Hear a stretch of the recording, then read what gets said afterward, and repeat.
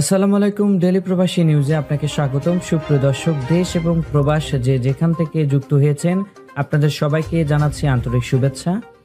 সুপ্রিয় দর্শক, আজকের খবরে আলোচনা থাকছে মক্কা হবে ভীষণ 2030-এর মডেল শহর, শুরু কিং সালমান গেট মেগা প্রকল্প।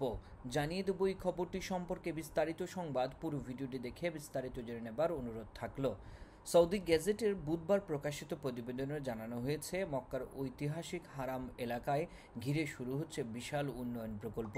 কিং সালমান গেট সৌদির যুবরাজ ও প্রধানমন্ত্রী মোহাম্মদ বিন সালমানের প্রকল্পে উদ্বোধন ঘোষণা করছেন, যা গ্রাউন্ড মসজিদের পাশে 12 মিলিয়ন বর্গমিটার এলাকা জুড়ে গড়ে উঠবে। প্রতিবেদনে বলা হয়েছে, প্রকল্পটির মূল লক্ষ্য হল মক্কার অবকাঠামো নগর উন্নয়নকে আধুনিক, টেকসই এবং বিশ্বমানের রূপে রূপান্তরিত করা।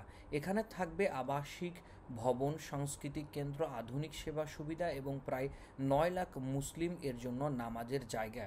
কিং সালমান গেট সরাসরি সংযুক্ত থাকবে মক্কার গণপরিবহন ব্যবস্থার সঙ্গে, যাতে হাজি ও দর্শনার্থীরা সহজে গ্র্যান্ড মসজিদে পৌঁছাতে পারে।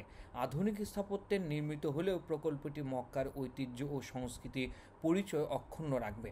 প্রায় 19,000 বর্গ কিলোমিটার এলাকা সংস্কার করা হবে। ঐতিহ্য ও সংস্কৃতির অংশ হিসেবে রুয়া আল হারাম আল মাক্কি কোম্পানি, যা পাবলিক ইনভেস্টমেন্ট ফান্ডের পিআইএফ একটি সহযোগী প্রতিষ্ঠান, এই প্রকল্পের উন্নয়ন কাজ পরিচালনা করছে। সৌদি গেজেট এর প্রতিবেদন অনুযায়ী 2036 সালের মধ্যে এই উদ্যোগের মাধ্যমে প্রায় 3 লাখ নতুন কর্মসংস্থান সৃষ্টি হবে।